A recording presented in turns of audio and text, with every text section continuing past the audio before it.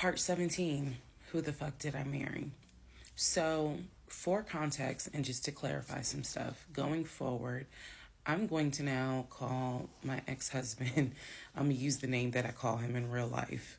So that way it clears up the whole fiance, boyfriend, husband, ex-husband thing. So, his name is Legion. Anyone that knows me will tell you that is what I call him.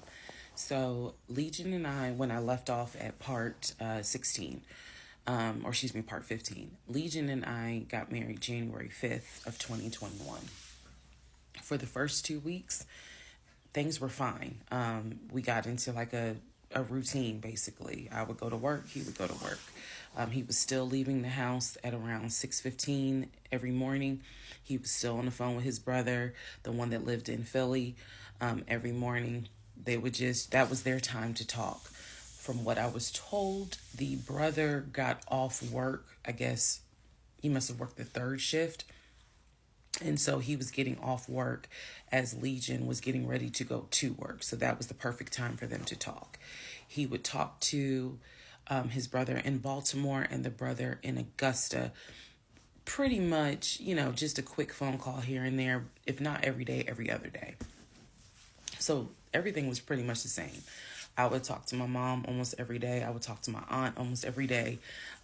So it was nothing to kind of, that's weird. That's what the morning routine was. He would talk. So I worked at Georgia State Patrol. And I said this in a previous video, but again, there were things I said in previous videos that I remember saying, hey, remember that because it's going to come back later. So I worked at Georgia State Patrol. I had been working there for almost 8 years, 7 or 8 years by the time Legion got into the picture. He was fine with the fact that I worked within law enforcement. I'm not a trooper. I'm not a sworn officer. I'm a civilian. However, again, his dad was a retired police officer. So he was perfectly fine in the beginning with the fact that I worked for Georgia State Patrol. He had been to my office before. He had met some of my co-workers. Obviously, even with COVID, because I still had to go into the office 2 or 3 days a week, he had been up there. So the friend who took me to the hospital when I had my miscarriage has met him. He and I have been to her home with her and her significant other before. So again, even in the world of COVID, when there were little times where you could get together with people, he has met people in my life. He has met my friend, or that particular friend, and he has met some of my coworkers. So when we got married, the first 2 weeks, like I said, was fine. And then it's as if something snapped. Something just changed. What was totally acceptable before, suddenly little comments were made. Why are you wearing that to work? You get off at 3:30, so you'll be home by 5, right? Things that had never happened before. He had never questioned what time I'm going to be home. Really, he didn't need to question it because when I'm off work, I leave. So it was never a situation of, I'm going to just sit around at work and just run my mouth because I have nothing to do.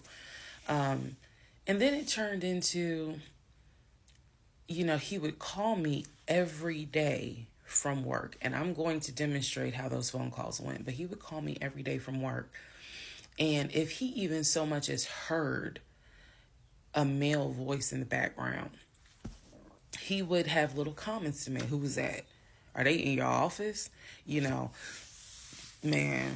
I never know who's around you, because it seemed like every time I call you, I have the hiccups, sorry. It seems like every time I call you, there's some man around. And I'm just like, at first I kind of shrugged it off. I laughed it off because it really, truly was absurd to me. But then it became a bit more frequent. And so I really just didn't feed into it because I'm like, I don't know if this is some insecurity. I don't know if this is jealousy because nothing has ever been done to make you feel any sort of insecure type of way. I've never entertained another guy, never flirted with another guy. Like, I don't know where this is coming from. So it is also important to note we got married January 5th. Things started changing around 2 weeks later. And the reason why I know it's 2 weeks is because I had recorded an audio diary on January 21st is the date of the audio diary. And I talk about how maybe I had unrealistic expectations because it seemed as if things were changing with he and I. So 2 weeks pass. He starts making little comments. End of January comes. He informs me that he wants to start looking for a house again. I had no real desire to go through that process. So what he decides is that he's going to look for a house for us using his friend, the realtor, the one I did not meet. So he tells me that he and his friend have been talking and he's going to start looking at houses. And what he's going to do is basically, if he feels like it's a house I would like, then he wants to show it to me because he feels like, I know that your attitude really isn't, you're in the mood to look for a house. So I'm going to start looking. And then if I think it's a great house, then, you can come see it. And I remember thinking, that's not going to work. You're not going to choose a house without me. And he was like, no, I'm not going to choose the house. But I just think that, me and old boy have been talking. And so he has some houses that he is representing. He wants to show me. So why don't you let me look at it? And if it's worth the time, then I'll bring you to look at it. So he already had some sort of plan in place after talking to his friend about how he's going to start looking at houses. This is the end of January 2021. So I kind of threw my hands in the air and was just like, whatever, because I'm not getting emotionally involved in looking at houses. And for me, that's kind of what it was. I felt like I would see a house, I could picture us living there, and then it gets snatched away somehow, some way. I didn't want to go through that. So the reaction that he wanted, which was for me to throw a fit, I did not do. I was just like, okay, all right. Like, I trust you. And remember that I said the reaction he wanted, because that's going to come back later. So he started looking at houses. Funny enough, the houses that he looked at, none of them I actually saw.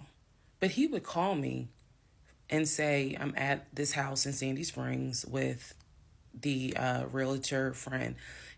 Apparently his realtor friend's name was Scott, not to be confused with the other Scott, the one that was actually helping us, that dropped us as clients. I want to make that clear. There were two Scotts.